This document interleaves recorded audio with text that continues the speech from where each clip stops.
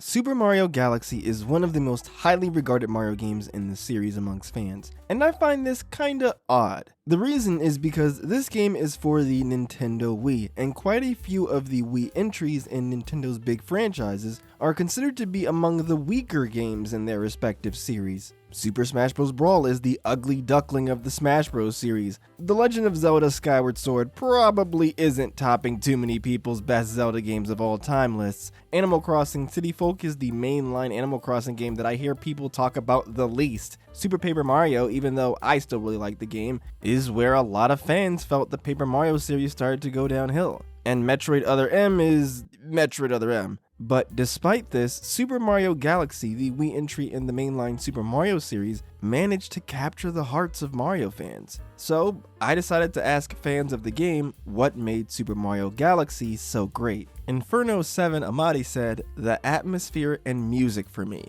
Guess I'm a Guess also brought up the atmosphere. It's not every day you get to see Mario go to space, and the way it was handled in the game was perfect. There was something oddly calming about traversing the planets in the game. Cool Guy 700 Abel said, "The atmosphere was and still is unlike anything from a mainline Mario game, even when compared to its sequel. It also probably has the best soundtrack of any Mario game." As you can see, the atmosphere was something that a lot of people talked about. Galaxy definitely does have a different vibe to it than other Mario games. The Mario series has a sort of innocent, whimsical feeling to it, you know? Mario games are generally just good old fun times. But with Galaxy, the air surrounding the game is a bit sad. I wouldn't call it dark, but there's a melancholic feeling to the game, most likely because it takes place in space. Space is vast and empty, which contributes to an overall feeling of loneliness. The whole game isn't like this. There's plenty of goofy and fun levels, but every once in a while,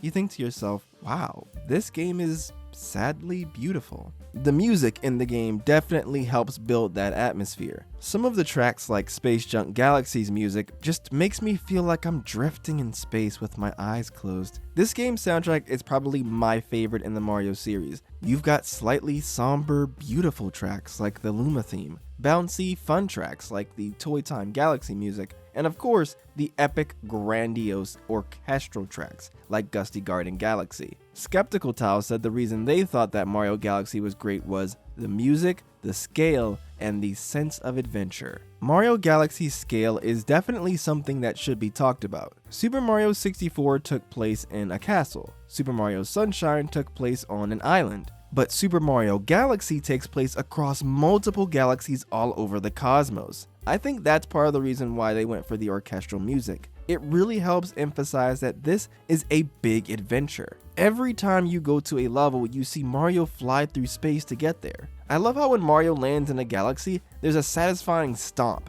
and it says, "Welcome to the galaxy." It's such a grand entrance that makes the whole thing feel more important. One cool thing that this game does is that it contextualizes the power stars that you collect in these galaxies as fuel sources for the observatory to allow you to see far off galaxies. These distant galaxies are the new levels that you go to. So much went into increasing the sense of scale that this game has in comparison to previous Mario games, which is funny because the hub world of this game was definitely the smallest in the 3D Mario games at the time of its release. But I do like the Comet Observatory. There's a real cozy feeling to it, and I love how the music slightly changes over the course of the game. It helps add a sense of progression to the game. Platform Chef gave a good comment about why they liked Mario Galaxy. The amazing cinematics, the stellar soundtrack, the beautiful level design, and of course, the outstanding gameplay. The cinematography is something that I noticed too. Super Mario 64 was an early Nintendo 64 game, so of course it wasn't super complex with camera angles or anything like that. Super Mario Sunshine upped the production a bit by including proper cutscenes with voice acting.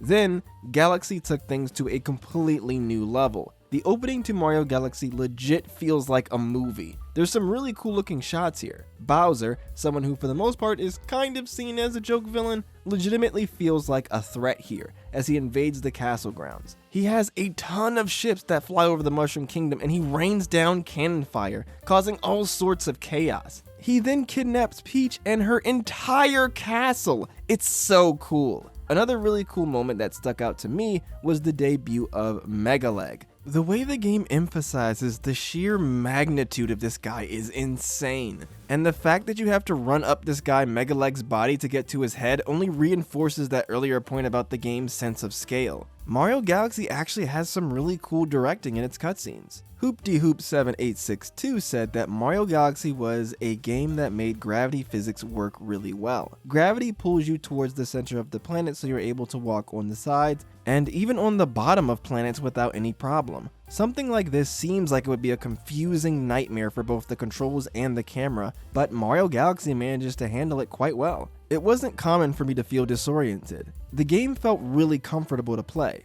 Being able to completely move around on the planet gives the planets a bit of added flavor that wouldn't be there if they were just flat surfaces, and it makes them more fun to explore, especially since there are often goodies and other secrets to find in the game. Inky Ezrox said the reason they thought that the game was so great was the atmosphere. It's unnaturally contemplative and melancholic for a Mario game, while still being lighthearted and fun when it needs to be. The story with Rosalina, while it could have been told better, was also the deepest story mainline Mario has received, discounting the RPG stories of course. I don't want to get too deep into spoilers for the people who haven't played the game yet, but Rosalina is definitely a great character. It was really surprising for a Mario game to introduce this new character and flesh out her backstory so much. Rosalina has become a fan favorite character, thanks to her past that's established over the course of the game, her calm, protective personality, and of course her really elegant yet mysterious design. Thankfully, she's become a staple reoccurring character in the franchise, and I'd really like to see her continue to play a role. Char Posting said,